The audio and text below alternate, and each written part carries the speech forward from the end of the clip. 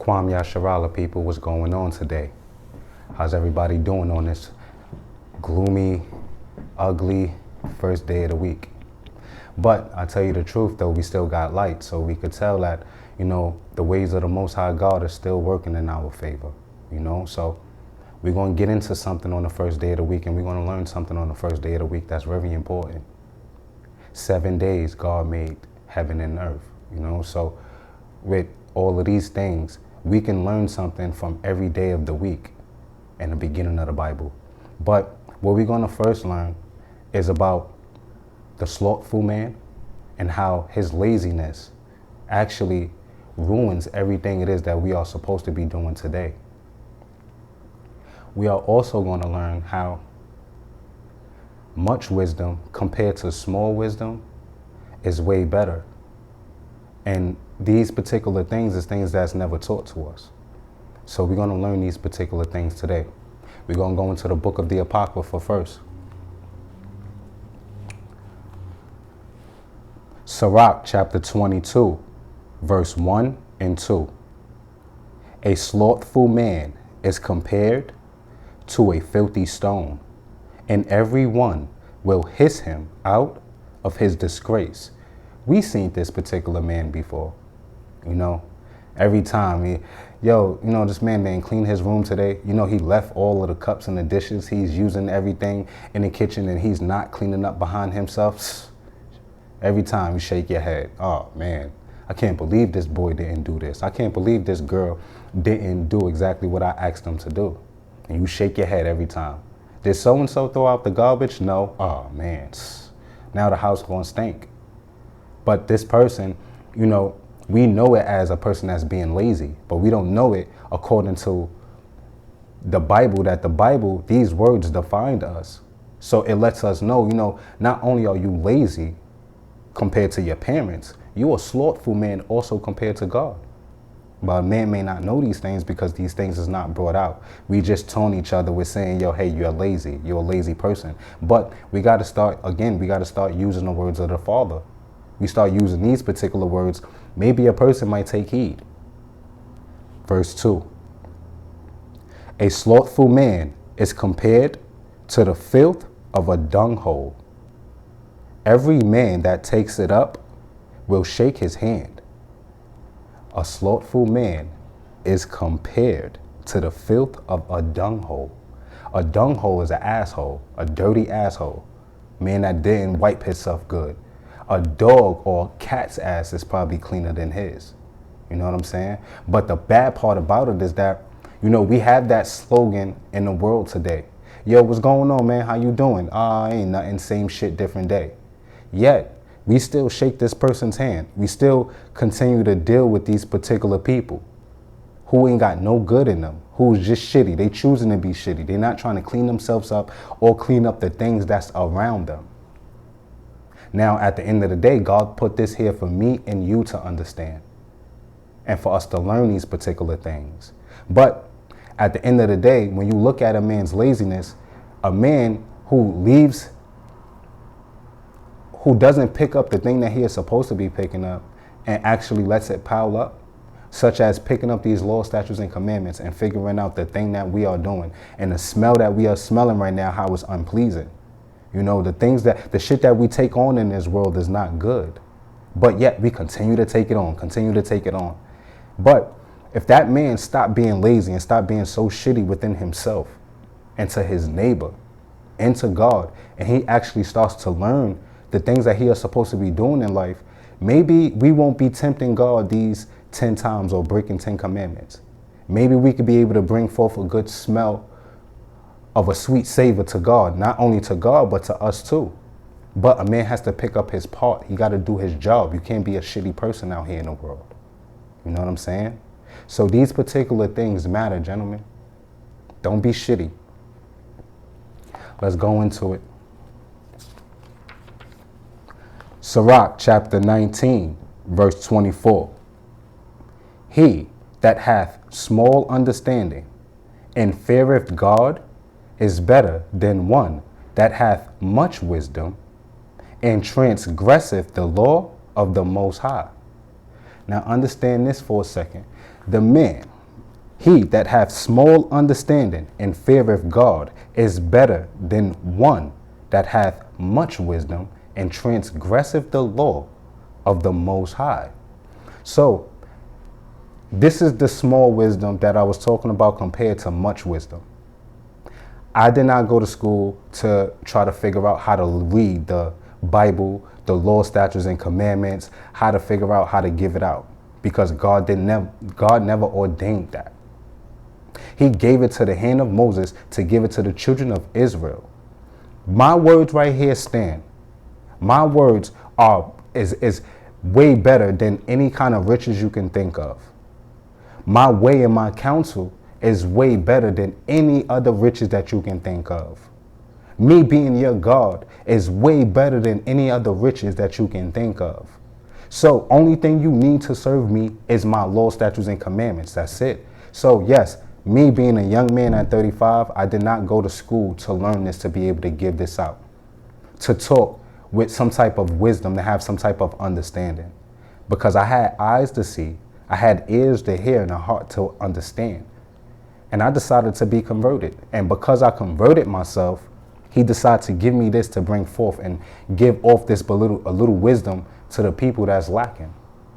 But the man that got much wisdom, he went to school to become a ordained pastor, an ordained priest. They go to school for these particular matters, and they learn how you could get ahead and teach the word of God. How so? This right here is a book that's free. You don't have to go and learn this. But if you're trying to go to a school and learn this particular thing, are you trying to manipulate? Are you trying to use it for deceit? Yes. You don't need to.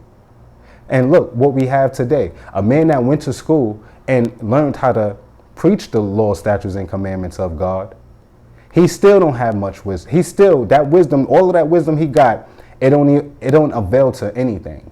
It don't even add up to the thing that for what you went to school for, to learn the Bible. Obviously, you're not bringing in nothing good.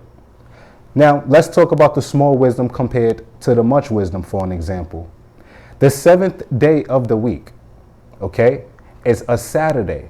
Friday evening until Saturday evening is the Sabbath, the day of rest. But the pastor that went to school and learned how to preach the Bible, he still goes and preaches on a Sunday, the first day of the week. You cannot do these particular things. These things are unlawful. So because of this thing, this is what they teach you in the school, to preach this. Make sure that people come to church on a Sunday. Worship only on a Sunday. Why? Because at the end of the day, we get to charge for this. We changed up things. Us men, we changed up things. So we're going to start worshiping on a Sunday. And if you're a black person or a Puerto Rican person, you could be able to come out and talk to your own kind and have them come to church on a Sunday. But God never prescribed that for us. That's not in our law, statutes, and commandments. You don't have to go up to heaven right now and get the law, statutes, and commandments. It's right here in the book. So we're going to go to the book and get this. Now, this is a man such as myself and just as the rest of us with small wisdom, not much wisdom, little bit. We're going to go to Genesis chapter 2. We're going to see what God did. God ain't go to college. He ain't go to college. He ain't go to school. For what? What is that for? What is all of these books for? Learning about all of these men from some unknown man's account. What are these for? Learn of me, I said, right? So let's see what he did. Genesis chapter 2, verse 1 through 3. Thus the heavens and the earth were finished, and all the host of them. And on the seventh day, God ended his work which he had made, and he rested on the seventh day from all his work which he had made. Verse 3. And God blessed the seventh day and sanctified it, because that in it he had rested from all his work which God had created and made.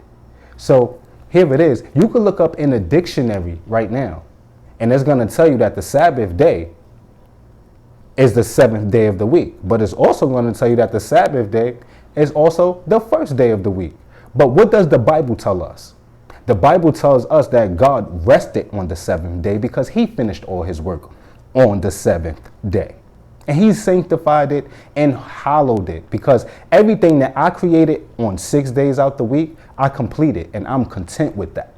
On the seventh day of the week, I'm resting. I'm not going to rest on the seventh day of the week and on the first day of the week. That's not so. So not only did I rest on the seventh day of the week, I also gave the children of Israel my day of rest. Okay? So now we're going to go to that. Go to Exodus chapter 20, to the law.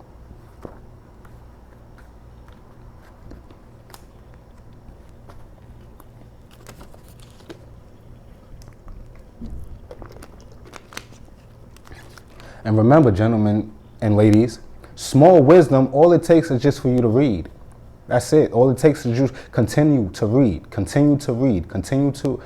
Once you multiply yourself in this with just reading this right here, he's going to give you everything it is that you're asking for. When you want to go and talk to somebody about the good word, when you got your mother and your father on your mind and you sitting around a bunch of people who you know is sinners, remember them, because of your father and your mother, who your father's in heaven in this Bible, this right here, you are begotten of them. You are to do a service for them. So because of this, once you remember them and you having these kind of conversations with these people, it's just small wisdom that you picked up, and it's only from the Bible, nothing from the internet or nothing like that. Because you got to remember, some of our older parents nowadays, they never was introduced to the internet when they was coming up. So if you try to show them anything on the internet that, listen, dad, listen, mom, you can't believe these particular things, they don't believe in that. To them, that was taught, that's evil. Internet is evil. Or you reading there, you can't believe everything that you read. But at the end of the day, they do believe in this Bible. So you got to bring out those things that's important from the Bible. But you got to read constantly and endure. So this is Genesis chapter 20, verse 1 and 2, verse 8 through 11. Exodus chapter 20, verse 1 and 2, verse 1. And God spake all these words, saying, verse 2, I am the Lord thy God, which have brought thee out of the land of Egypt, out of the house of bondage. I came and got you, seen that you were suffering for 400 years. I came and got you because you ain't know me. You didn't know my law, statutes, and commandments. Actually, the land that you was in, you was doing other law, statutes, and commandments of that particular government. So now that I came and got you and I took you up out of bondage, I'm giving you my law and the things that I want you to do towards me being your God. So now that I took you up out of bondage, I'm going to give you my law. And what law did he give us? Verse 8, remember the Sabbath day to keep it holy. Verse 8, remember the Sabbath day to keep it holy. That is the fourth commandment. You cannot break that commandment. One, he hallowed and sanctified the Sabbath day when he created heaven and earth. Then when he came and got you up out of bondage, he gave you this law, something that he hallowed for himself. So he gave this to you as a commandment. This is the fourth commandment and you cannot break it. Verse 9, 6 days shalt thou labor and do all thy work. 6 days shalt thou labor and do all thy work. Verse 10, but the seventh day is the Sabbath of the Lord thy God. In it thou shalt not do any work, thou, nor thy son, nor thy daughter, nor thy manservant, nor thy maidservant, nor thy cattle, nor thy stranger that is within thy gates. Verse 11, for in 6 days the Lord made heaven and earth, the sea, and all that is in them, and rested the seventh day. Wherefore the Lord blessed the seventh day and hallowed it. So today, I can't sit here and tell God, if he was to come to me and catch me in my favorite sin, which is breaking the Sabbath day, I'm going out shopping on a Saturday morning, going to the bank to make my runs, to make my deposits or withdrawals, to get some money because I done went to work for another nation. I worked for another master, ain't do no service towards my father and mother. And because he caught me doing this particular thing, how can I explain to God, yo, God, you don't understand. I got a lot of running around to do. I don't get a chance to take a day off during the week. So I got to be able to run around on a Saturday and pay my bills. I got to do these particular things. I got the kids. They want to go out and have a good time and want to play. God is not going to understand that. Why? Because I made heaven and earth and everything in them. I made the trees to come up. I made rivers. I told this dumb river, bring animals and multiply yourselves. And this water did it. So at the end of the day, if you can't bring an ocean, if you can't create that, if you can't make a new heaven and the earth, how can't you not keep the Sabbath day? I mean, really, you don't have no excuse. You can't even compare to the things that God created. So at the end of the day, you don't have no excuse why you can't keep these particular days, right? But understanding this, that this is solely not your fault. Because when we came into this world, we were supposed to be given a Bible and a Bible only, but we was given of another fashion. A man decided to have so much wisdom and transgress the law, he decided to change this Sabbath day and go with another day. And because he went with this other day, guess what? The children of Israel started to follow it. Now, this is just a man in the flesh. Yes, a man in the flesh who was our leader, whose name was Moses, delivered the law, statutes, and commandments to us. But another man in the flesh felt as though, yeah, we want to do this. We're going to get to that at the last video. At the end of the day, we're going to go to the man who had so much wisdom and transgressed the law and decided to do another fashion and go with this particular thing. Go to Isaiah chapter 28.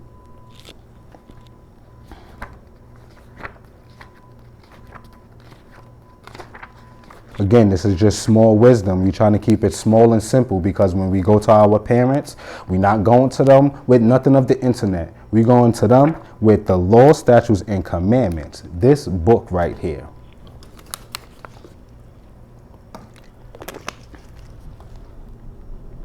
Isaiah chapter 28, verse 8 through 13. Isaiah chapter 28, verse 8. For all tables are full of vomit and filthiness, so that there is no place clean.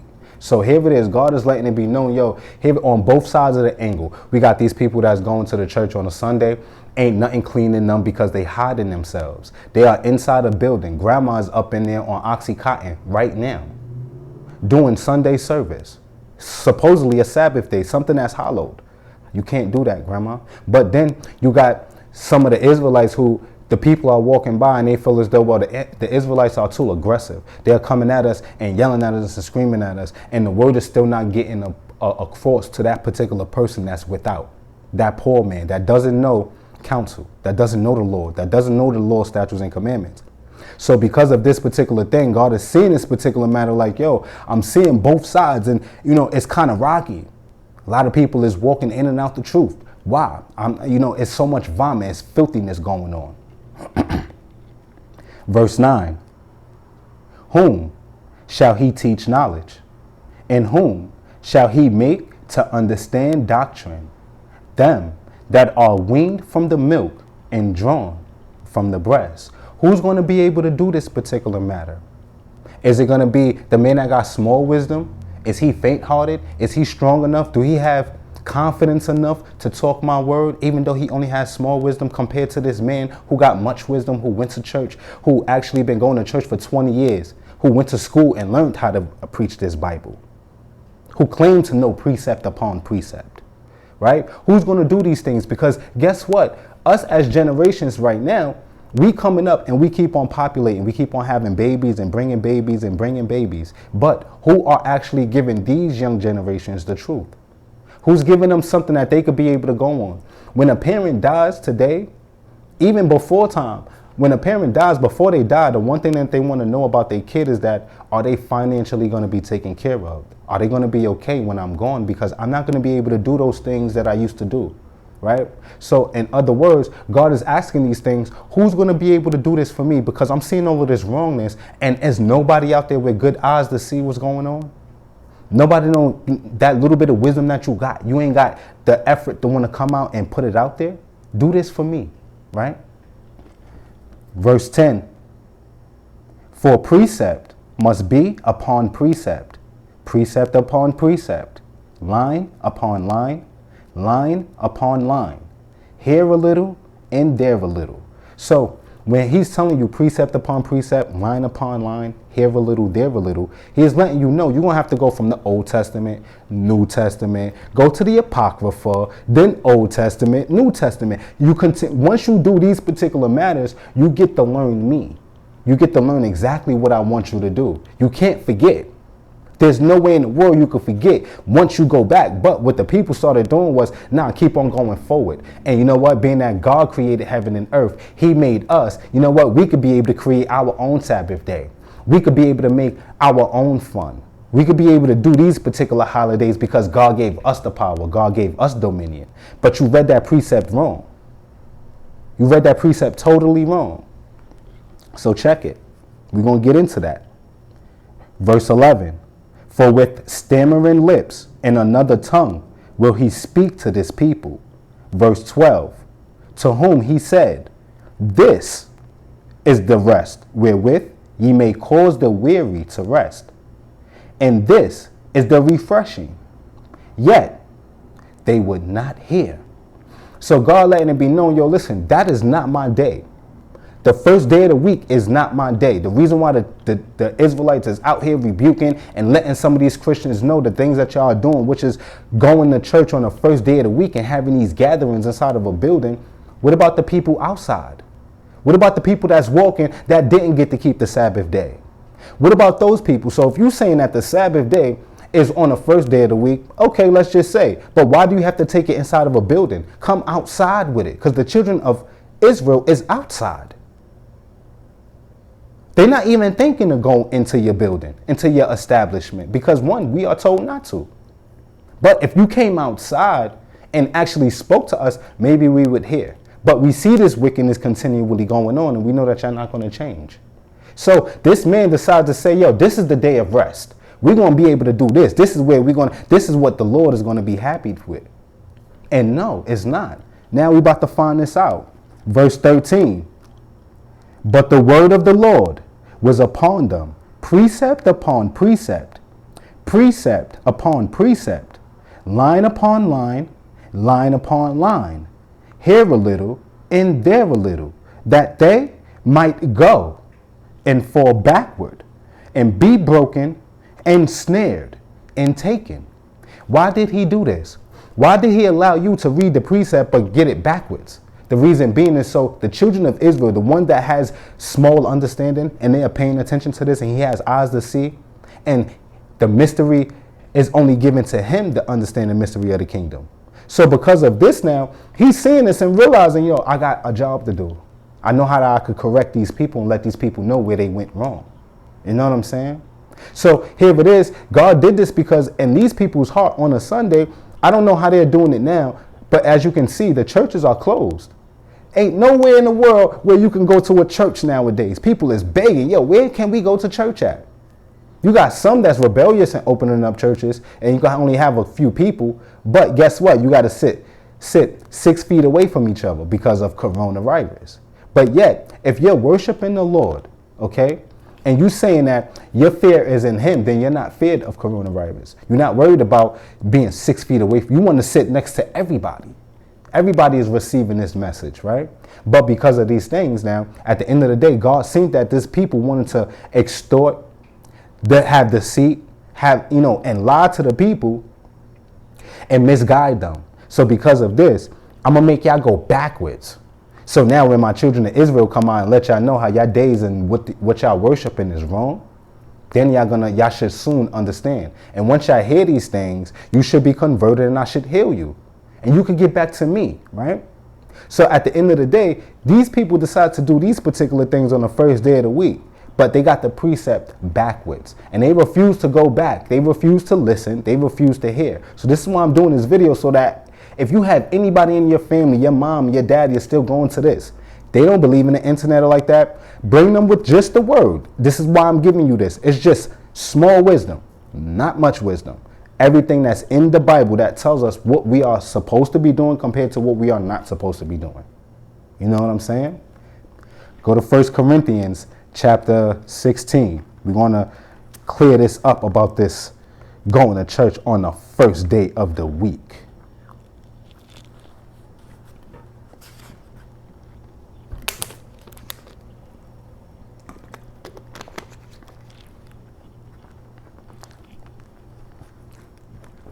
First Corinthians chapter 16, verse 1 through 4. Now concerning the collection of the saints, as I have given order to the churches of Galatia, even so do ye. Verse 2. Upon the first day of the week, let every one of you lay by him in store, as God hath prospered him, that there be no gatherings when I come. So what Paul is letting it be known, I told the churches of Galatia, they was doing the same thing, worshiping and going into the churches on a Sunday and worshiping. I let them know the same thing I'm telling you, I told them.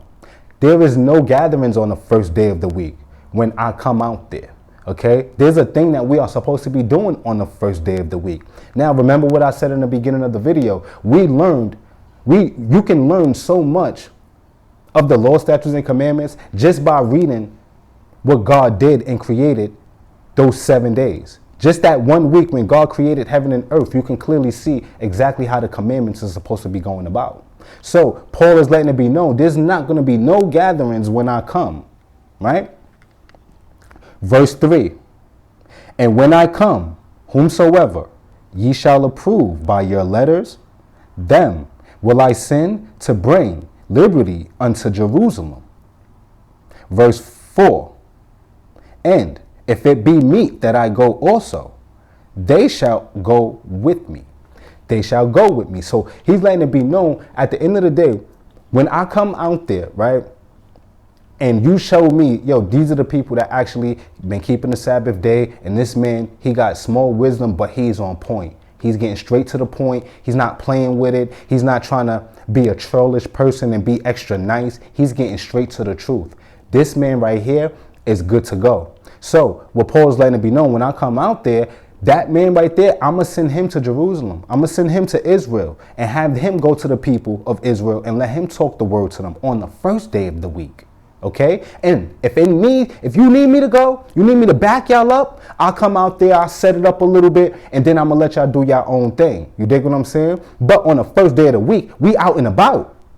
You giving out this message. We not gathered in. So clearly, the Bible lets us know that there is no in gatherings. There is no going to church inside of none of that. There's no watching it online. There's none of that. You outside and you giving it to the children of Israel. You bringing them liberty. You're giving them that undue freedom that's belonging to them. You dig what I'm saying? Now, let's go to Genesis chapter 1. Because we want to see exactly what the first day of the week is. Again, you learn everything from the beginning of the Bible. So in order to learn these particular things, we always got to be equipped. And we're going to check it out.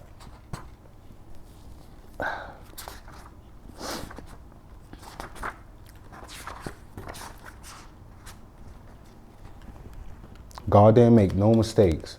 Only thing that we have to do is actually want to seek him. We actually have to want to know this. We actually have to want to do it. He's not going to twist our hand. He's not going to force us. We have to want to do it ourselves.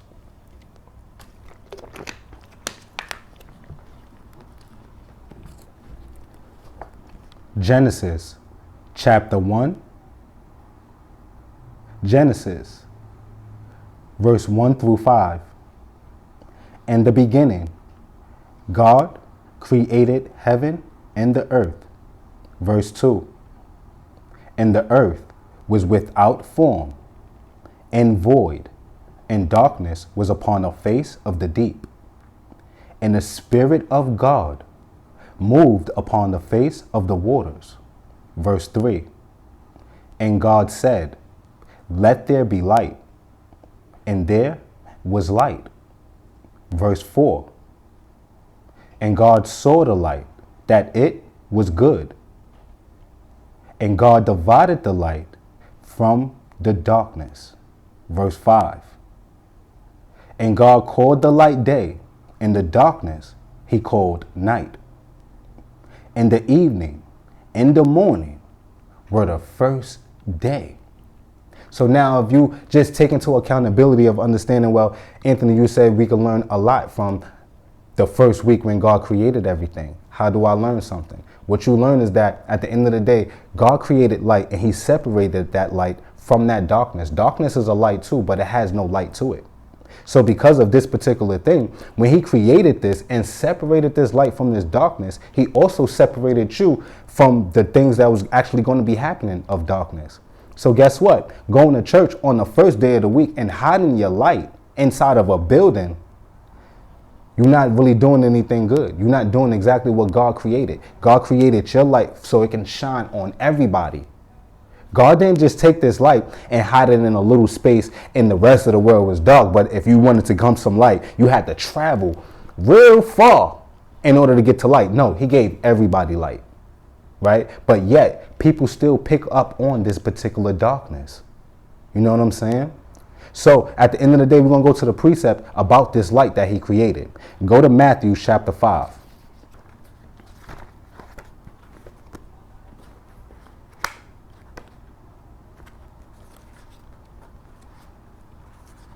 He made everything for our learning. He'll break nobody. He'll give it to you willingly if you want it.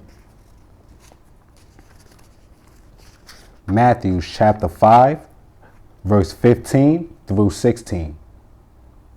Matter of fact, Matthews chapter 5, verse 14 through 16. Ye are the light of the world. A city that is set on an hill cannot be hid. Verse 15. Neither do men light a candle and put it under a bushel, but on a candlestick, and it giveth light unto all that are in the house. Verse 16. Let your light so shine before men, that they may see your good works and glorify your Father which is in heaven. So in other words, there it goes when he letting you know you are that light of the world. You can't be hid. Why would you hide yourself? So instead of you going inside of a building, as Paul told us, everything that God had prospered you with, everything that you learned on the Sabbath day, on the first day of the week, we're going to go out and we're going to go to the children of Israel. So what Christ is letting us know, let your works so shine in front of every man in the world so he could see your good works. So that way they could understand, you know what? I want to be an Israelite. I want to follow the law, statutes, and commandments of the Most High God. I seen some light. I seen something that I want to do. I could be able to take on. You know, I want better for myself. But if we continue to shine this light in a dark place, it becomes nothing. You dig what I'm saying? Everything that God put out here for us and our good use, it becomes non and void. You dig what I'm saying? So let's not be that void. Let's not be that darkness. Let's be that light. Let's shine that light. Let's bring this information out to a group of people. Even if it's just one line, just have a conversation with the band. Yo, listen, the Sabbath day, Exodus chapter 20, verse 8. That's the fourth commandment, bro. Keep the Sabbath day and keep it holy. That's what we asking for. You dig what I'm saying? It doesn't take much. You'd be surprised. A person might want to ask you, what is that about? How can I find out some more information about this? You could direct them to this video. You can show them exactly if they're looking to see what's online, whatever the case may be. But you could be able to bring something about and let him know how he could bring forth his light. Not be a piece of shit. Not a slothful man. You dig what I'm saying? So let's go to the precept to Matthew chapter 5. Go to Proverbs chapter 20.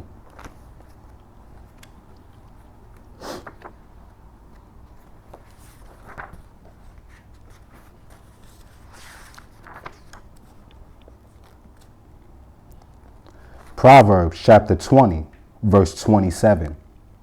The spirit of man is the candle of the Lord, searching all the inward parts of the belly.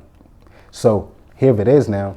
We already know. And remember, I did that video, Keep Your Candlestick Lit, Israel. At the end of the day, he told you, if you don't get back to your first works, I'm going to blow that candlestick out. So that light that I'm lighting within inside of you, you are supposed to be outside on the first day of the week. Matter of fact, every day of the week for 6 days, putting out this work. You're supposed to be out here shining your light on every man and showing him exactly what your hope in the Lord is, right? And according to you doing these particular things, we could be able to get all of the shittiness that's going on around our community, around our kindred, around our people, right? Just small wisdom, not much wisdom, not talking about nobody, not throwing hate. I'm just actually proclaiming the words of the Father. This is what we are required to do. Proclaim, pronounce, right? So continue to be that light, gentlemen. We're going to go to the next precept. These are 17 precepts that I'm doing, and I'm going to tell you why I'm doing 17 precepts. This is the 9th precept that we are on. So we're going to go to the 9th precept. Go to 1 Thessalonians chapter 5.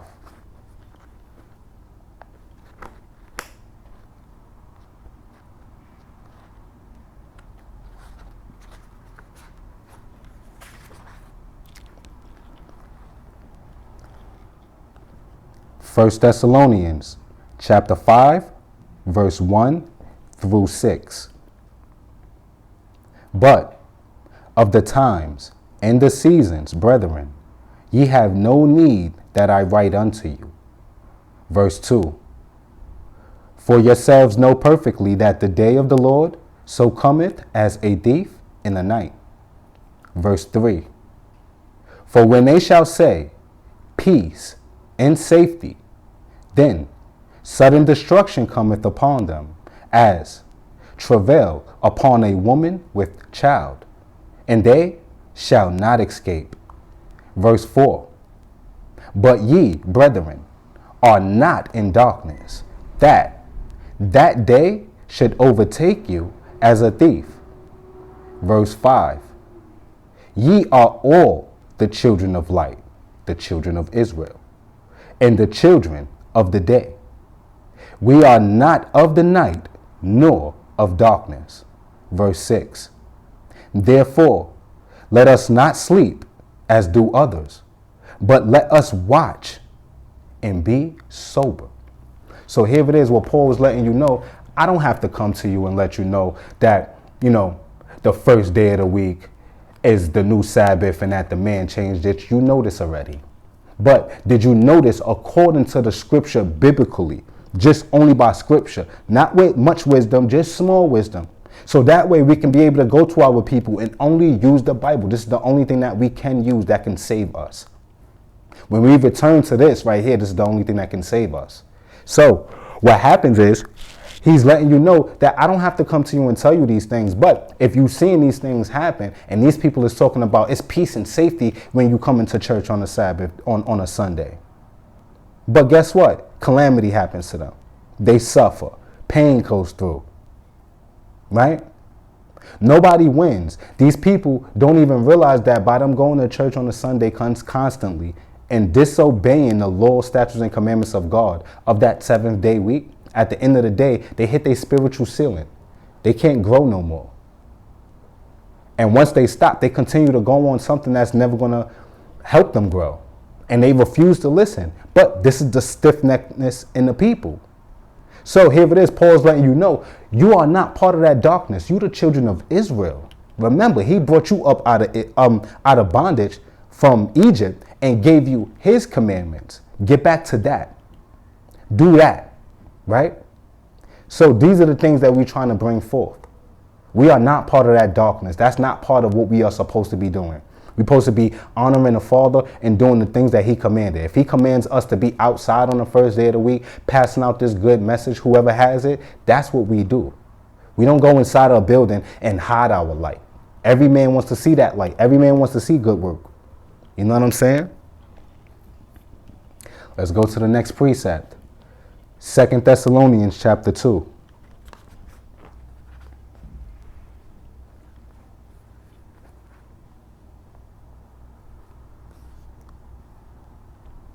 Second Thessalonians chapter 2, verse 3 and 4. Let no man deceive you by any means, for that day shall not come except there come a falling away first, and that man of sin be revealed, the son of perdition. Verse 4, who opposeth and exalteth himself above all that is called God, or that is worshipped, so that he as God sitteth in the temple of God, showing himself that he is God. So at the end of the day, what Paul is letting you be known, remember what we read in Isaiah 28, when they were saying, this is the refreshing, guys. This is the day of rest. No, that day shall not come. This is not the refreshing. This is not this day of rest. Okay? And that day shall not come until it comes a falling away first. Until these people that continue to sin and continue to go against God's commandments, until that person fall away, until these things happen, then will we be able to get that refreshing. But these is the people that's actually still keeping the Sabbath day, the seventh day of the week, not the first. So until these things come, what that man with much wisdom and transgress of the law, what we don't realize is that he told us a lie. He told us that this day right here, the first day of the week, is the day we're supposed to come to church. We go to church from 11 to maybe 2:30, 3 o'clock, and then we could go home and enjoy the rest of the day. What we don't really realize is that the evening is not over until a certain time. So guess what? I wound up transgressing the law. I spent money. I wound up doing these particular things if that was supposed to be my Sabbath day. But guess what? It's not the first day. It's the seventh day. So the seventh day of the week, I transgressed the law. I didn't know. I'm out there doing all these kind of unlawful things. Because the man that had much wisdom said, come to church on the first day of the week. It's all right. No. We got to get back to our law, statutes, and commandments, fellas. We're going to go to the 11th precept. Go to Galatians chapter 6.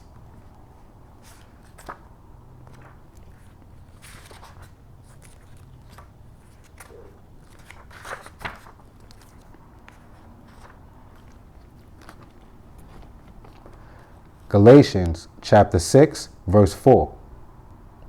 But let every man prove his own work, and then shall he have rejoicing in himself alone, and not in another.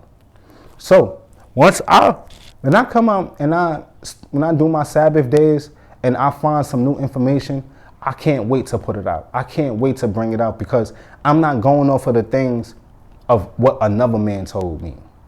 You know, don't get me wrong, every now and again, I'll give a good ear to one of my Israelite videos, whether it's IUIC, whoever. I'll give a little ear to, but majority of my day, 40 hours a week, I make sure I'm reading my Bible and I'm studying that and trying to remember these things so I could bring any type of small wisdom that God decides to give me.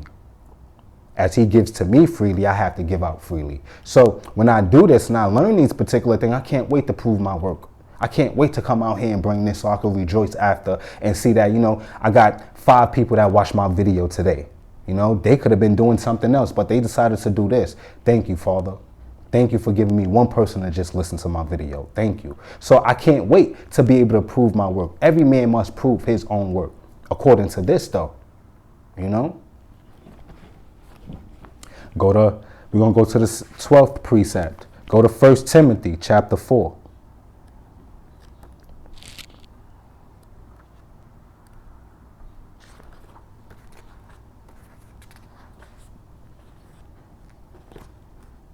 First Timothy chapter 4, verse 12. Let no man despise thy youth, but be thou an example of the believers in word, in conversation, in charity, in spirit, in faith, in purity. So once I prove my work and I do these particular things by myself, I come out here and I'm not trying to tarnish anything that anybody else did. No, but I'm going to actually come out here and be an example of those that actually believe in the word. If you believe in the word, damn, how can I see it? Show me by an example. Show me in your conversation, right? So when you have these conversations, a person could believe the thing that you say because he see that you studied. You're not just faintly talking about God. You actually know a couple of things. Yo, can I get a word or two? Can you throw me that scripture? Can you text that to me so I could be able to, yeah, because I like that. You know, when you come out here and you show forth your light, you be surprised how easily you can please somebody with just something small wisdom. But you being an example of the Spirit. And because God's seeing these particular things, he definitely prospers that way. I can't go to work a regular job and flip burgers and drop chicken like it's hot and say, yeah, God, give me the way. And, you know, let me be an example to all of these people. No. I chose to slave over a hot grill. Or I can come out here and slave over this altar, this ground, this pavement right here and talk this word. He'll keep me cool. You feel me? We looking for long life. And if we looking for long life, you got to do certain things to receive that. You feel me? Let's go to the 13th precept. Go to 2 Timothy. Yeah, go to 2 Timothy chapter 2. 2 Timothy chapter 2, verse 4. No man that warreth entangleth himself with the affairs of this life, that he may please him who hath chosen him to be a soldier. So I'm not going to, you know, entangle myself with the affairs of the things that's going on. How come, you know, why are these wars going on between two countries or things of that nature? I take heed to it. You know, I'm pretty much aware about my current events, but at the end of the day, I'm not going to let that stop me because God made me a soldier. When Abraham was running around in the land, it was crazy things going on. When Isaac was brought up, it was crazy things going on. Kings was running around crazy. When Jacob was running around, it was things going on. In the midst of danger, it doesn't matter what. God is definitely going to preserve you if you are looking to bring forth something good towards him. Think of a mother that's pregnant, that has a baby. Even though she's pregnant, that baby is within inside of her. Consider the mother for an example of all of the danger that she goes through. If she drives a car, God forbid, she gets into a car accident, that baby is in danger. But somehow, some way, God sees that this woman is going from A to B. There's no real evilness in her at this particular point. So because of this, he preserves her. He preserves not only her, but preserves that thing that's inside of her, right? So because of this particular thing, if God made you a soldier out here to go out here and do a thing, don't worry about what's going to come at you. Just keep him on your mind and bring you forth. Be that soldier. I call myself a baby gangster for the Lord. You know, I'm not no baby gangster as far as no gangs. Hebrew Israelites is not a gang related. No. At the end of the day, we bring forth truth of the things that was actually deprived from us. I'm glad that I found my heritage. I'm glad that I found my culture. And because of this, I'm going to make sure I bang on every lie that was ever told to me, my brothers and sisters, my parents for that matter, the people that died over these lies. That's what I'm banging for. This is what I'm representing for. But I'm representing this for the Father. I'm not trying to glorify men and try to do this and set up a clique so we could go and do something dangerous and operate in haste. No. I'm trying to bring forth good fruit. And when we bring forth good fruit, this is what it's going to look like. He's going to make you a soldier. This is what I accepted. I'm cool with that. Let's go to Isaiah chapter 28. This is the 14th precept.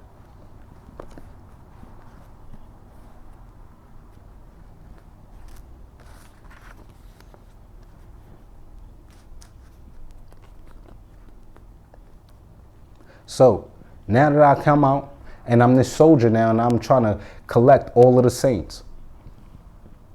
I'm trying to gather all of the people that need to be sanctified in these laws, statutes, and commandments. You know what I'm saying? And let them know a good word or two. Let's see what happens in Isaiah and what they're going to do to us in the world and how they do to us. Isaiah chapter 28, verse 14 through 15.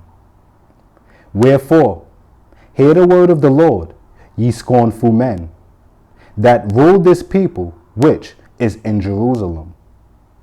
Verse 15.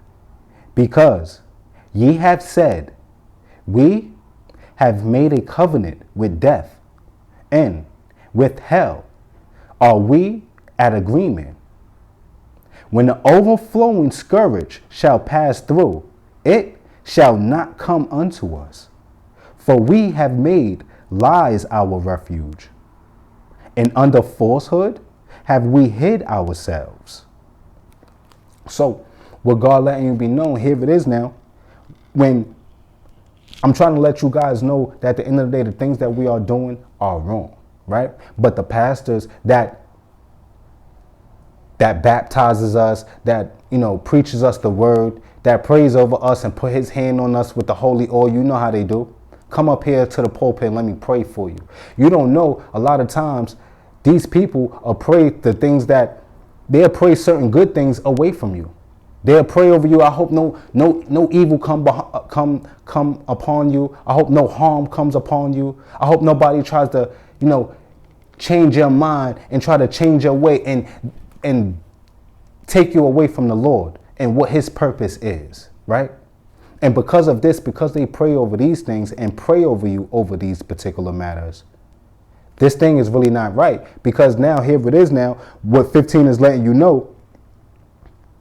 What 15 is letting you know, when the overflowing scourge shall pass through, it shall not pass unto us. So when I come to you as an Israelite and I let you know, yo, listen, the things that y'all doing is wrong according to the commandments. It says X, Y, Z in the third right here. Y'all not even going to want to listen because y'all feel as though anything that passed through, it's not going to affect us because we're not even going to pay no mind to that. We made lies our refuge. We believe that the first day of the week, this is our day of rest. We believe that we don't have to do the Saturday. We believe that we don't have to do all the law, statutes, and commandments. We believe that all we have to do is just believe in God. We're covered by the blood, and that is it. We made lies our refuge. And under falsehood, we hid ourselves. We Christians, we could be Baptists. We don't even have to believe in God. We could be Muslim. We could believe in whatever it is that we want. But these things is all of lies, right? So at the end of the day, God letting it be known that when he sent the prophet to them, he letting it be known to them that, yo, listen, this is what I seen what the pastors already has in store for y'all. And I'm trying to prepare y'all for it, but y'all not ready. Y'all don't want it. And y'all believe though, we don't want to hear it. How many times have you seen an Israelite on the corner talking a word or two and the people, oh, no, go ahead, keep it going. Why? Because the pastors done prayed over them and then they stuck that in their heart that, yo, anything that we hear that's of Israelites of the right thing to do, we not going to listen. We already believe in the lie that we believe in. So we cool with that. And as long as we believe in this lie, keep on believing in it and we should be okay. I'm telling you, this is a bad thing. This is not good for the children of Israel. Let's go to the 15th precept. Go to Isaiah chapter 30, verse 1 through 3. Woe to the rebellious children, saith the Lord, that take counsel, but not of me, and that cover with a covering, but not of my spirit, that they may add sin to sin. We don't even take the accountability of the blood that he shed for us. How he died for us and gave us his spirit to do way better things that he could do. And because of this now, we started taking counsels of things that don't matter. Yo, what time you going to shop? What time you going shopping today? What time we going to the party? You know? What's the new song out? Who got the new verses out? What's the new show on TV? These are the things we take counsel of. Oh, girl, you should wait till 7 o'clock. This show is coming on, and then this show is good after that show. We talk about these things, but we don't have no type of counsel when it comes down to God. You ain't going to never find nobody in a corner talking about God. Everything is about everything else. They start thinking about the things that's a way above their strength. Don't think about those things. If you think about the things that's commanded of you to do, you'll have a way better chance. You know what I'm saying? Verse 2, that walked to go down into Egypt and have not asked at my mouth to strengthen themselves in the strength of Pharaoh and to trust in the shadow of Egypt. Verse 3, therefore shall the strength of Pharaoh be your shame, and the trust in the shadow of Egypt your confusion. So just when you think, to say the least, when you want to go out here, you know what? I ain't got no time to be working for the Lord and trying to tell these people the law, statutes, and commandments, because they not going to listen. They stiff-necked. People don't want to listen to this. So because of this, I'm going to get me a regular job. I'm going to get ahead and make myself applicable to somebody else and do some type of servitude, more bondage. So at the end of the day, when God is letting you know that, that's not a good thing when you went out here and came into the world and you got you a job instead of picking up your job, which is of me. So because of this now, being that you trust in them, you're going to be confused by this. When you get your paycheck at the end of the week, after you done worked so hard for 40 hours, you done ate your bread, you done ate your food, and you only had a half hour on lunchtime, and you had to scarf that down real quick and then get back to work. Why would you do this? But God told this to Adam. When Adam transgressed the law, statutes, and commandments, he said, "Cursed be the ground for your sake. And by the sweat of your brow will you eat your food." So because of this now, you're going to eat your bread while you out here sweating and slaving and working for another man. And you still be hungry because you ain't got enough time to eat.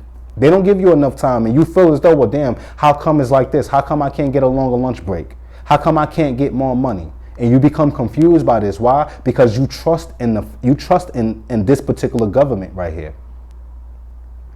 If you didn't trust in the Lord when the Lord said that I'm going to bless you, I'll pay you if you do what I'm asking you to do. You know what I'm saying? And if I ain't give it to you right now, wait. And I'm going to give it to you as soon as you become fit for it. You dig what I'm saying? So at the end of the day, we got to remember that when he tells us to do certain things, we have to do it. But when we go against that word, confusion comes in and sets into play. But we don't realize it, that at the end of the day, we thought that it was a good thing to take on these particular jobs. But guess what? The pastors prayed over us and told us, yo, I hope you get this good job. I hope you go to school and the college accepts you and you get good grades and you stay on top of that. Not nothing else. So because he prays over us, this is the things that we come into contact with and we become confused. We go to school and go to college for 4 or 5 years and spend all of this money and go into debt and don't even use the thing that we went to school for. We become in debt and we're trying to find a regular job to try to pay whatever bills that's coming into us and we still can't manage. Why? Why did you go for all of that knowledge? Small knowledge is what's required. And that's right here. This is your local community college. This Bible right here. You know what I'm saying? So we still in Isaiah chapter 30. I'm going to go to verse 7. For the Egyptians shall help in vain and to no purpose. They're not going to help you. The stimulus checks that they sent out, did it really help us? It ran out already. So now that the stimulus checks done ran out, guess what? What's going to happen now? Are they willing to give you more? No. They're willing to cut off unemployment benefits now, so nobody can collect that. So now people that did not want to go to work no more, that thought they was going to be able to live off of unemployment benefits, guess what? They cutting that out. So guess what? You believed in them so much, now that they cutting that out, now what? You still love Egypt? Do you still want to worship them? Because they helping you in vain. They just want you to turn away from the true fact of the matter that you are the chosen people of the Most High God. But we need y'all. Because we trying to make money. We're not accepted by him. Y'all are though. So as long as we make y'all sin, y'all can't continue to get that blessing that's supposed to have been coming to y'all. That was promised to you. You know what I'm saying? Verse 7. For the Egyptians shall help in vain and to no purpose. Therefore have I cried concerning this. Their strength is to sit still. So when God is letting it be known that I want you to wait. Stop doing what you're doing. Stop catering to these Egyptians. Stop working for them. Yeah, they're going to persecute you for a minute, but if you wait and you believe in me and you heard that I will come and deliver you, do that.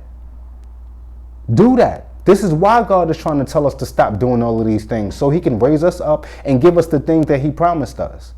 But you have to do a thing first. And we're about to find that out.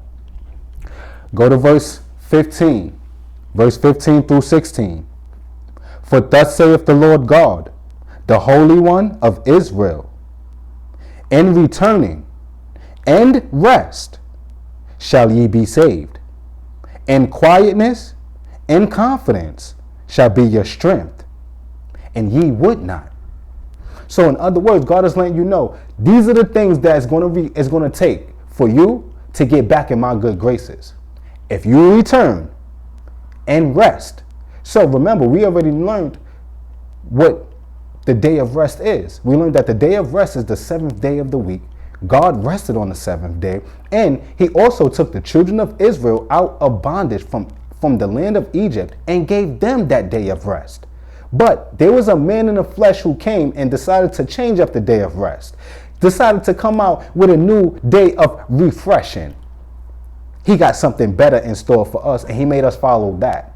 And God said, woe unto you for doing this particular matter. So now, if we return unto him and do those work for 6 days out the week, and the seventh day start to keep the Sabbath day, yeah, maybe, hopefully soon, we could be able to get that what we want good to come into the world. But first, we have to get this evil up out.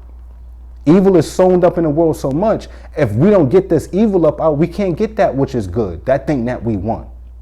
So we have to return and do the rest. So we have to get back to 6 days worth of work. We have to keep the 10 commandments, and we also have to rest. Keep the Sabbath day, right? Verse 16. But ye said no, for we will flee upon horses. Therefore shall ye flee. And we will ride upon the swift. Therefore shall they that pursue you be swift.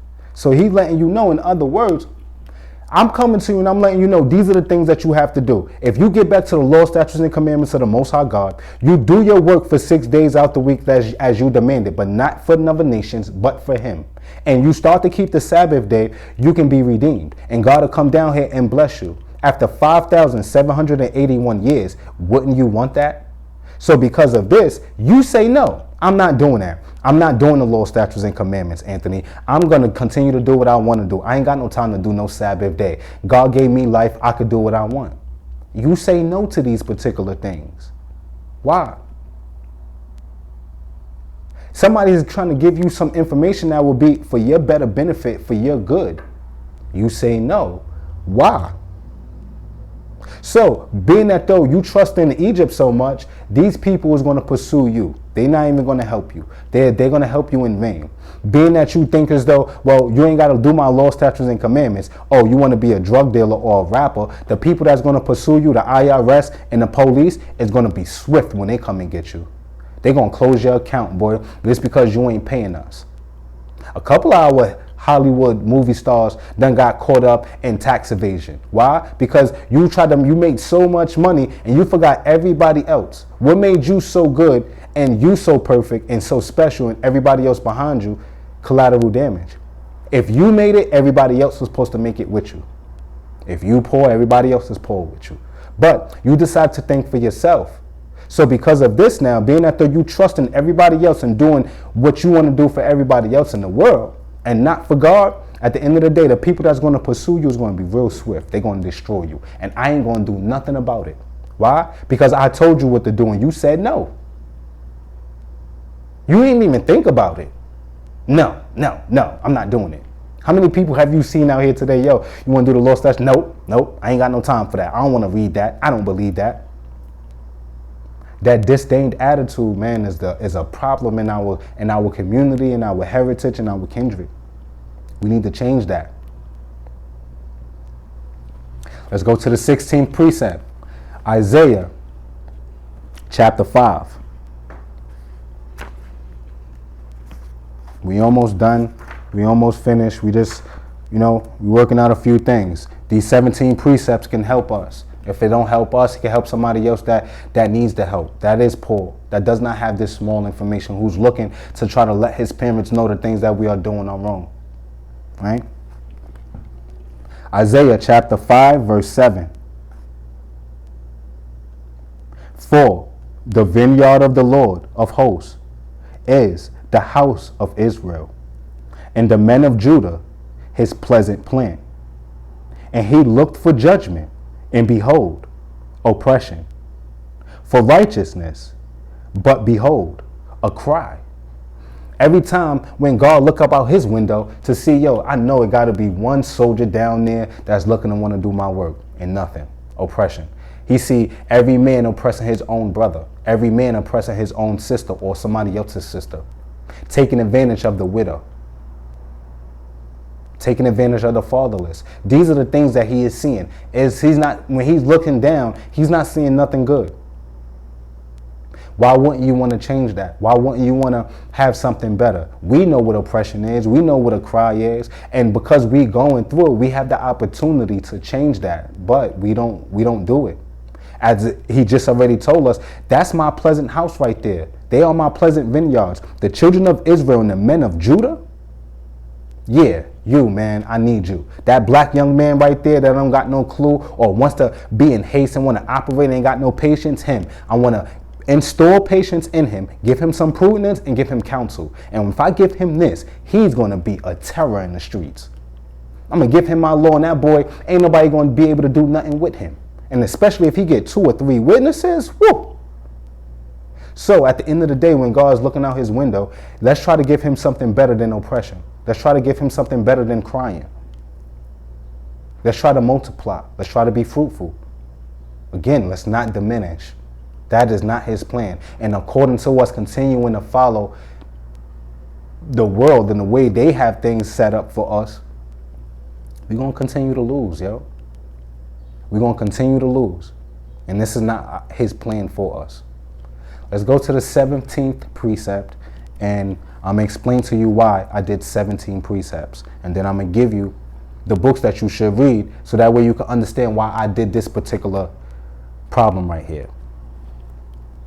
Go to Deuteronomy chapter 28.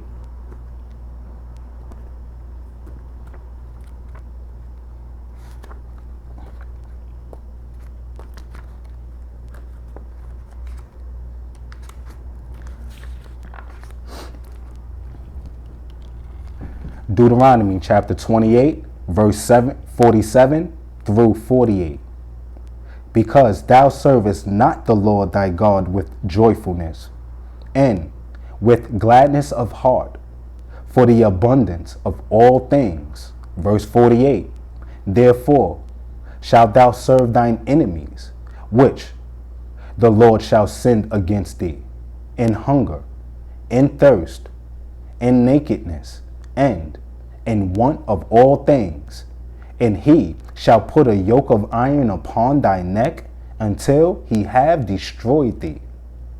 So here it is now, because we won't serve God and all of the things that he gave us. He gave us eyes to see, and ears to hear, and a heart to understand.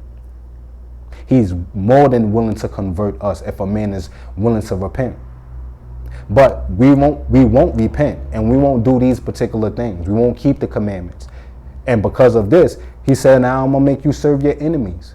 And because you want to serve your enemies, you're going to serve him in nakedness. You're going to want clothes. You're going to have to keep on buying it. Right? We used to make our own clothes. You're going to thirst. We don't own our own stores. We have to go to our enemy and buy. And he could charge whatever he wants. And the reason why he gets to charge whatever he wants is because we want to sin. We don't want to serve God. Why wouldn't we want to serve the one man that actually gave us this law and told us, if you don't do what I told you to do, or do what I'm telling or commanding you to do, from not only now, but for generation upon generation, I'm going to curse you. These curses is all going to be upon us. And it's, as you can see, it's right now to this day. You pay for your clothes. You pay for your rent. You pay for your expenses. And if you're paying for these things, you are cursed. We are all cursed because we won't follow him. We won't serve him. And because you won't listen when the prophet is coming to you and telling you how to get back to him and do the rest, you say no. Why? You know what I'm saying? Go to Numbers chapter 14.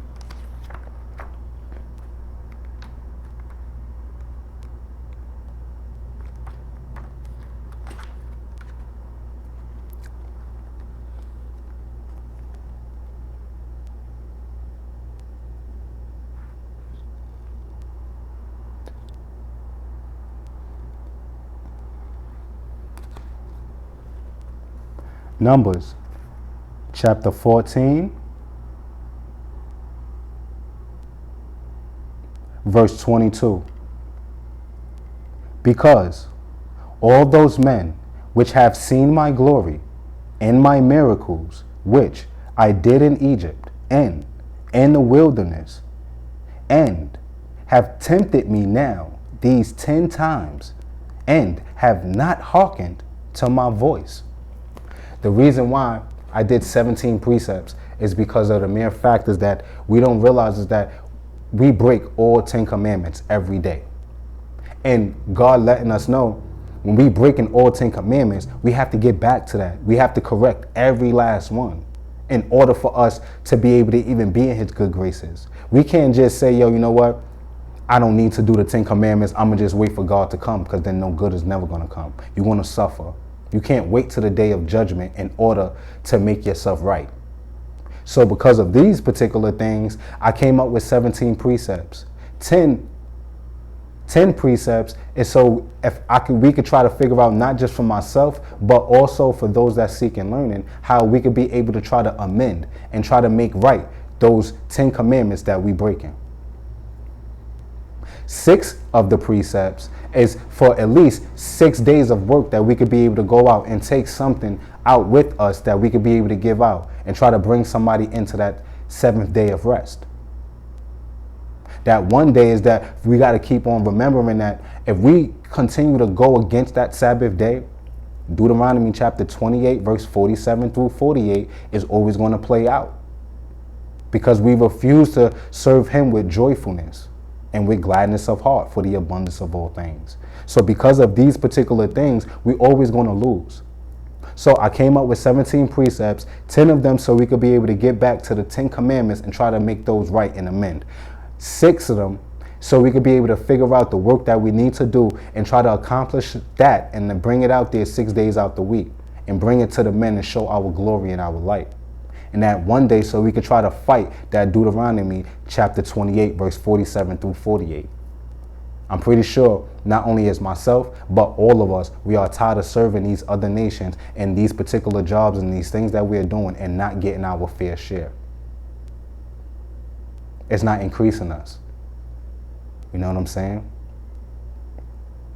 Now, here comes the much wisdom as far as what man changed the Sabbath day. If you look up and you go to your Google search, I don't know what it is that you're using nowadays, kids, but if you look up around 321 AD is when Constantine the Great changed the Sabbath day from Saturday to Sunday and wanted people to worship the Sunday of the sun god. This is a Roman though. Now, at the end of the day, to understand that we are in the hands of our last beast. And that last beast, that bondage, he continued to evolve. Once Constantine the Great did that in 321 and changed the Sabbath day to Sunday, in the 1500s, the Pope also changed it too and ordained it that nobody should do no type of sacrificing on a Saturday, only on a Sunday. But if you can't make it on a Sunday and come to church, we understand, don't worry. We know that you got to go make money. So that way, that way they continue to make money. But if you want to worship them as men and as being God, then you can come and do that too. It doesn't matter to us. God didn't say that. God said on the 7th day of the week, keep it holy. I'm not hearing no such thing as, well, I got to go and spend some money on a Sabbath day. No, I ain't say that. But this man will allow it. So the books that you're going to read so you can be able to understand why you're going through this 17 precepts. Isaiah chapter 14, Matthew chapter 5 verse 18, Daniel chapter 7 verse 7 and verse 25, Numbers chapter 33 verse 1 through 4 and verse 50 through 56. I'll post it up just so you can be able to see it, just in case the words didn't get to you clearly.